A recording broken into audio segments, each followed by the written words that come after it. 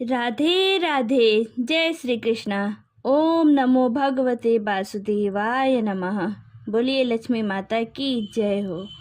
प्रत्येक वर्ष कार्तिक शुक्ल पक्ष की नवमी तिथि को आंवला नवमी का व्रत किया जाता है। इसे धात्री नवमी के नाम से भी जाना जाता है क्योंकि यह माता के समान ख्याल रखने वाली मानी जाती हैं। कार्तिक मास का प्रत्येक दिन बहुत ही महत्वपूर्ण होता है। एक एक तिथि बहुत ही महत्वपूर्ण मानी गई है और ऐसी ही यह तिथि है कार्तिक मास पक्ष की आंवला नवमी की अक्षय नवमी भी इसे कहते हैं और इस दिन आंवले की पूजा की जाती है। इस दिन महिलाएं आंवले के पेड़ के नीचे बैठकर संतान प्राप्ति, स्वास्थ्य, घर में सुख और शांति, आर्थिक समृद्धि और बच्चों की सुरक्षा के लिए प्रार्थना करती हैं। आंवले को अक्षय वृक्ष भी कहा गया है। ऐसा कहा जाता है कि ब्रह्मा जी ने सबसे पहले आंवले को ही उत्पन्न किया था और आंवले के वृक्ष में भगवान विष्णु का निवास माना जाता है। आंवला भगवान विष्णु का प्रत्यक्ष रूप माना जाता है। कार्तिक मास के शुक्ल पक्ष की नवमी तिथि को आंवले की पूजा अत्यंत आवश्यक, अत्यंत श्रेष्ठ और अच्छे फल देने वाला बताया गया है। अक्षय नवमी के दिन अगर आंवले की पूजा करना और आंवले के वृक्ष के नीचे बैठकर भोजन बनाना और खाना संभव नहीं हो तो इस दिन आंवला जरूर खाना चाहिए। यदि संभव हो तो आप आंवले के वृक्ष के नीचे भोजन करिएगा। यदि संभव नहीं है तो आंवले के वृक्ष के नीचे बैठकर आप केवल आंवला का सेवन भी कर सकते हैं। यदि वृक्ष आपको नहीं मिले तो आप घर पर भी आंवले का सेवन कर सकते हैं। इतना तो आपको जरूर करना चाहिए। ऐसी मान्यता है कि कार्तिक शुक्ल नवमी तिथि को आंवले के पेड़ से अमृत की बूंदें गिरती हैं और यदि इस पेड़ के नीचे व्यक्ति भोजन करता है तो भोजन में अमृत के अंश आ जाते हैं जिसके प्रभाव से मनुष्य रोग मुक्त होकर दीर्घ आयु बनता है। और चरक संहिता के अनुसार अक्षय नवमी को आंवला खाने से महर्षि च्यवन भी युवा हो गए थे। अब आगे हम आंवले की महिमा कथा को सुनते हैं। आंवला नवमी माताओं बहनों के लिए विशेष है क्योंकि यह पुत्र देने वाली है। एक प्रचलित कथा के अनुसार प्राचीन काल में एक वैश्य की पत्नी को पुत्र रत्न की प्राप्ति नहीं हो रही थी। अपने पड़ोसन के कहने पर उसने एक दूसरे किसी अन्य के बच्चे की बलि भैरव देव को दे दी। पड़ोसन ने कहा था, तुम किसी के बच्चे की बलि दे दोगी तो तुमको संतान हो जाएगी, लेकिन इसके विपरीत उसे कर्म का फल मिला। वह महिला कुष्ठ रोगी हो गई और उसे पछतावा भी होने लगा। वह पश्चाताप करने लगी। रोग मुक्त होने के लिए गंगा की शरण में गई। तब गंगा जी ने उसे कार्तिक शुक्ल पक्ष की नवमी तिथि को आंवले के वृक्ष की पूजा कर आंवले की सेवन की सलाह दी थी। तो यह आंवला नवमी ही है जिस दिन महिला ने गंगा जी के बताए अनुसार इस तिथि को आंवला की पूजा कर आंवला ग्रहण किया था और वह रोग मुक्त हो गई। इस व्रत पर पूजन के प्रभाव से कुछ ही दिनों बाद उसे दिव्य शरीर व पुत्र रत्न की प्राप्ति हुई। आंवले का पूजन करें, उसके नीचे बैठकर भोजन करना चाहिए, आंवले की परिक्रमा करनी चाहिए। इस दिन शाम की संध्या में आंवले के वृक्ष के नीचे दीपदान करना चाहिए। इस दिन दीपदान करना चाहिए। गरीबों, संतों, महात्माओं को दान करना चाहिए। जो भी हमारे पास धन संपत्ति हो उन्हें आप अपनी इच्छा अनुसार दान करें या फिर आप उनकी सेवा कर सकते हैं। समय निकालकर सेवा करना भी एक दान है। यह अच्छे फल देने वाला है। यदि आपने कोई गुरु मंत्र लिया है तो इस दिन आप इस गुरु मंत्र को भी जप सकते हैं। यदि आप किसी भगवान का नाम जपते हैं तो इस दिन भगवान का नाम अधिक से अधिक बार जपिए क्योंकि यह अक्षय हो जाएगा। इसका कभी भी नाश नहीं होगा। इसका जो पुण्य है ना वह लगातार जन्म जन्मों तक आपको मिलता रहेगा। तो अब आइए जानते हैं आंवला दीपदान के बारे में। वैसे तो हम कई प्रकार के दीपदान करते हैं लेकिन इसमें जो आंवला दीपदान है वह बहुत ही ज़्यादा महत्वपूर्ण माना जाता है। अगर हम एक दीप का जो नॉर्मल जो दीप है उसका दान करते हैं ना तो हमें एक दीप दान का फल प्राप्त होता है, लेकिन अगर हम एक आंवले का दीप बनाकर आंवला दीप दान करते हैं तो हमें 1000 दीप दान करने का पुण्य फल प्राप्त होता है। इसका सबसे ज़्यादा महत्व होता है। वैसे आप आंवले का दीपदान पूरे कार्तिक महीने में कर सकते हैं। लेकिन अगर कोई पूरे कार्तिक महीने में नहीं करता है तो जब आंवला नवमी होती है तो उस दिन आंवला नवमी को आंवले के वृक्ष की पूजा करें, आंवले का दीपदान करें। आंवला वृक्ष की पूजा की विधि कब है यह भी बताएंगे। तो देखिए, आने वाले 10 नवंबर को अक्षय आंवला नवमी है। जी हाँ, यह बहुत ही ज़्यादा महत्वपूर्ण तिथि है, इसके नाम से ही पता चलता है। अक्षय नवमी यानी इस दिन आप जो भी सत्कर्म करेंगे, जो भी कर्म करेंगे, चाहे वह अच्छा कर्म हो चाहे वह बुरा कर्म, जो भी हो वह सब अच्छे हो जाता है। अक्षय नवमी को जो भी कर्म किया जाए, दान, ब्राह्मण पूजन, होम हवन, कीर्तन, प्रभु नाम जप, दीपदान, सब कुछ अच्छे होता है। ब्रह्मा जी का कथन है कि कार्तिक शुक्ल नवमी को किया गया दान अच्छे होता है। इस दिन आप गरीबों को वस्त्र दे सकते हैं। अन्न दान तो सबसे श्रेष्ठ माना गया है। अन्न दान कर सकते हैं, गौ को चारा दान कर सकते हैं, ब्राह्मण आदि को दान कर सकते हैं। उस दिन आपका दिया हुआ दान अच्छे पुण्य देने वाला है, अच्छे जिसका नाश ना हो। जो जो इस जन्म में हमें उसका पुण्य मिलता है, अगले जन्मों तक भी हमें इसका पुण्य मिलता रहता है। यह कभी भी क्षय नहीं होता। स्कंद पुराण, नारद पुराण आदि सभी पुराणों के अनुसार कार्तिक शुक्ल पक्ष नवमी युक्त तिथि है। आंवला नवमी को बहुत ही श्रेष्ठ माना गया है। आंवला नवमी के दिन भगवान विष्णु ने कुष्मांड नामक राक्षस का वध किया था। यह भी माना जाता है कि भगवान विष्णु ने आंवला नवमी के दिन कंस का वध करने से पहले 3 वनों की परिक्रमा की थी। इसलिए अक्षय नवमी के दिन मथुरा वृंदावन की परिक्रमा की जाती है। कहा जाता है इस दिन जो व्यक्ति मथुरा वृंदावन की परिक्रमा करते हैं उन्हें वैकुंठ लोक की प्राप्ति होती है, भगवान श्री हरि विष्णु के लोक की प्राप्ति होती है। वैसे तो कार्तिक के पूरे महीने में अगर आप स्नान करते हैं पवित्र नदियों में, उसका फल बहुत अधिक प्राप्त होता है। लेकिन अगर पूरे कार्तिक मास में आप किसी भी नदी में स्नान नहीं कर पाते हैं तो मात्र नवमी के दिन स्नान करें और उससे भी आपको अनंत पुण्य फल की प्राप्ति होती है। इस दिन आंवले के वृक्ष के नीचे भोजन पकाना, किसी ब्राह्मण को भोजन कराना, फिर स्वयं आंवले के वृक्ष के नीचे बैठकर भोजन करना, इसे अनंत गुना पुण्य फल प्राप्त होता है। ऐसी पौराणिक मान्यता है, इससे आपको उत्तम स्वास्थ्य की प्राप्ति होती है और सकारात्मक ऊर्जा की प्राप्ति होती है। श्री हरि विष्णु और माता लक्ष्मी की विशेष कृपा के पात्र आप बन जाते हैं। इस दिन आप जो भी कामना चाहेंगे, संतान प्राप्ति चाहेंगे, धन प्राप्ति चाहेंगे, वह सब प्राप्त होगा। भगवान श्री हरि विष्णु की कृपा से सब पूर्ण होगा। आंवला नवमी देव उठनी एकादशी से 2 दिन पहले मनाया जाता है। ऐसा माना जाता है अक्षय नवमी के दिन ही सतयुग की शुरुआत हुई थी, तो अक्षय नवमी को युगा तिथि माना जाता है। तो अब जानते हैं आंवला नवमी 2024 में कब मनाई जा रही है। पंचांग के अनुसार कार्तिक मास के शुक्ल पक्ष की नवमी तिथि प्रारंभ हो रही है। 9 नवंबर 2024 को रात्रि में 10:04 से और समाप्त हो रही है अगले दिन यानी कि 10 नवंबर को रात्रि में 9:01 पर। तो उदया तिथि के अनुसार 10 नवंबर 2024 को अक्षय नवमी तथा आंवला नवमी, धात्री नवमी मनाई जाएगी। बात करें पूजा के शुभ मुहूर्त के बारे में, तो पूजा का शुभ मुहूर्त आपको प्राप्त हो रहा है सुबह 6:04 से दोपहर के 12:05 तक। कुल अवधि की पूजा की होगी आपकी 5 घंटे 25 मिनट की। अब आइए जानते हैं विधि। तो देखिए, प्रत्येक मनुष्य आंवले की पूजा कर सकते हैं, लेकिन विशेष रूप से महिलाओं को आंवले की पूजा अवश्य करनी चाहिए, ऐसा पुराणों में कहा गया है।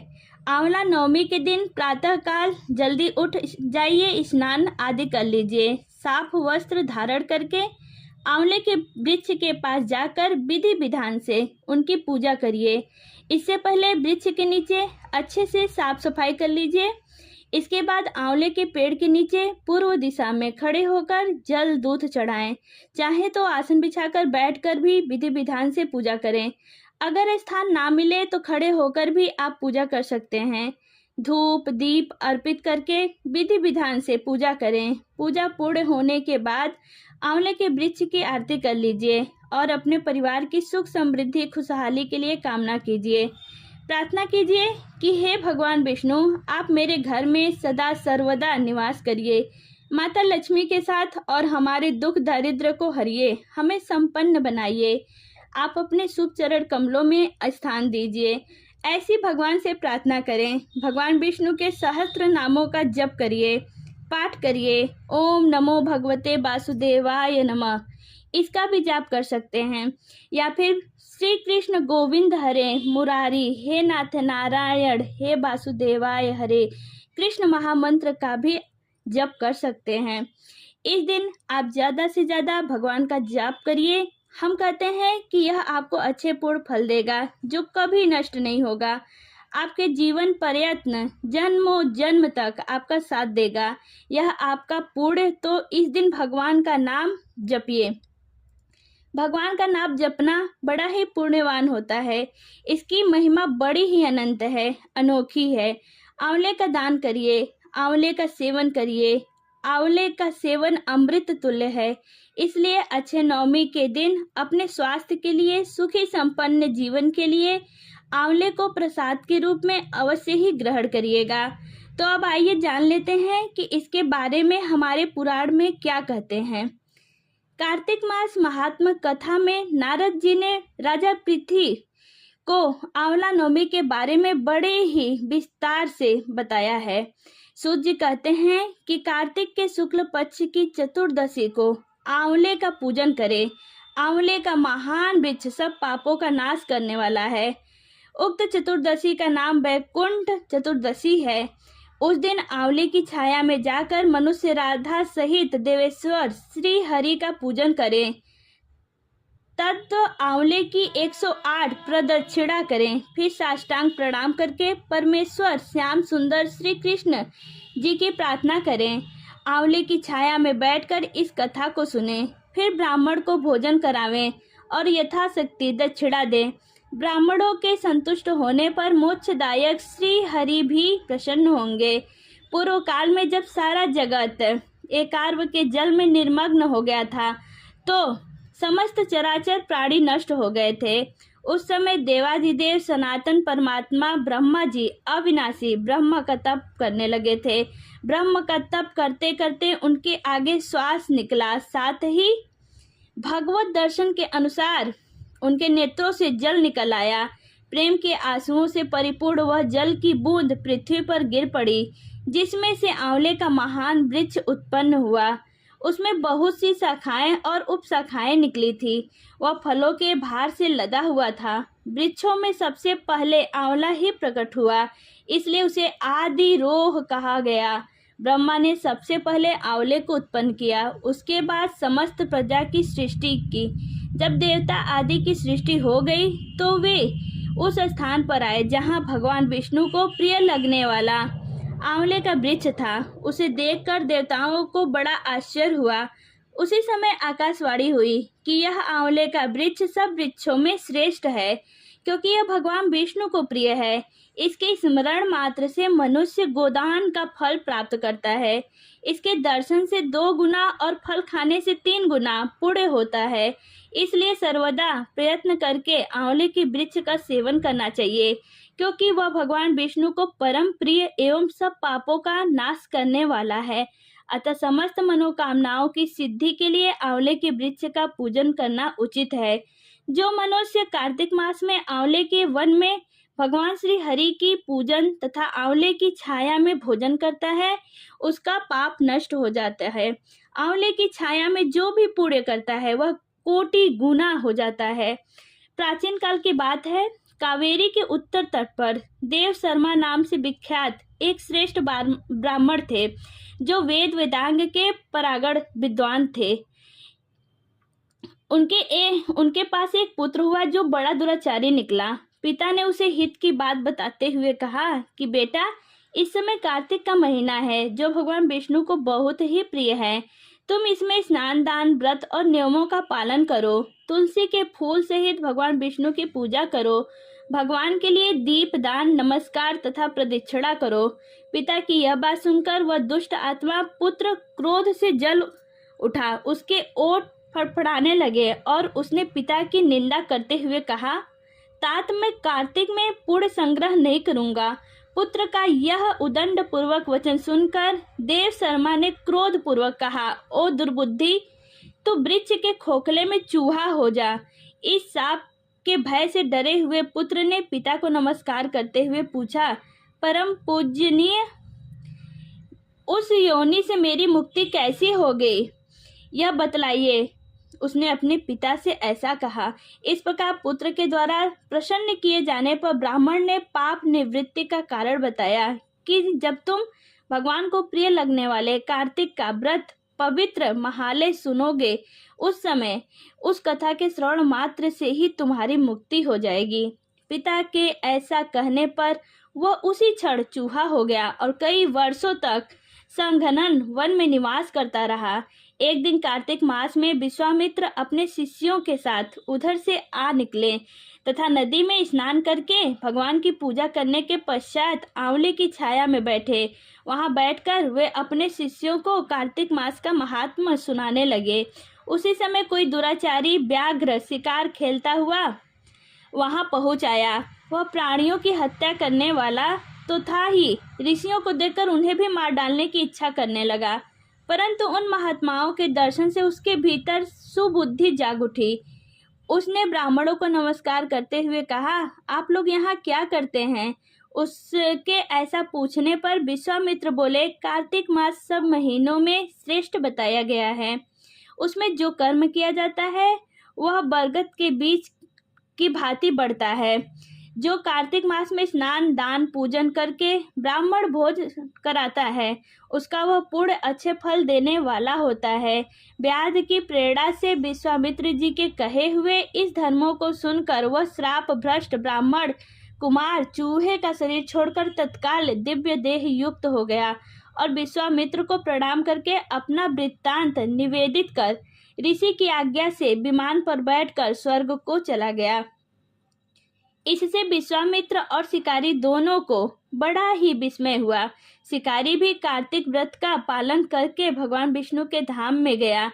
इसलिए कार्तिक में सब प्रकार से प्रयत्न करके आंवले की छाया में बैठकर भगवान विष्णु के सम्मुख कथा श्रवण करे।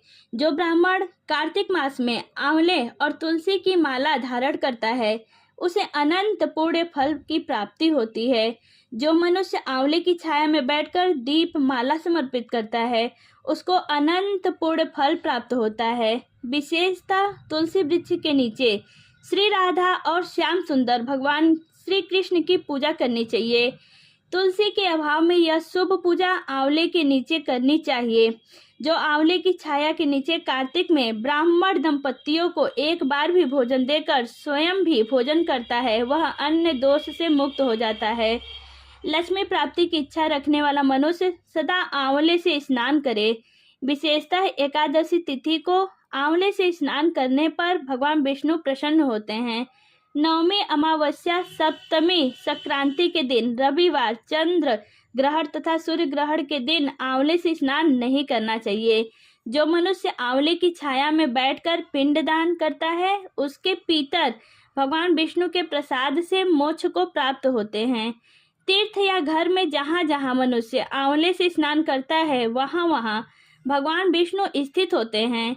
जिसके शरीर की हड्डियां आंवले के स्नान से धोई जाती है, वह फिर गर्भ में वास नहीं करता। जिसके सिर के बाल आंवला मिश्रित जल में रंगे जाते हैं, वह मनुष्य कलयुग के दोषों का नाश करके भगवान विष्णु को प्राप्त होता है। जिस घर में सदा आंवला रखा जाता है, वहाँ भूत, प्रेत, कुष्मांड और राक्षस नहीं जाते हैं। जो कार्तिक में आंवले की छाया में बैठकर भोजन करता है, उसके 1 वर्ष अन्य संसर्ग से उत्पन्न हुए पाप नाश हो जाते हैं। तो बोलिए ओम नमो भगवते वासुदेवाय नमः। हर हर महादेव। ओम नमः शिवाय। तो प्रिय भक्तों, मिलते हैं नेक्स्ट वीडियो में। तब तक के लिए राधे राधे।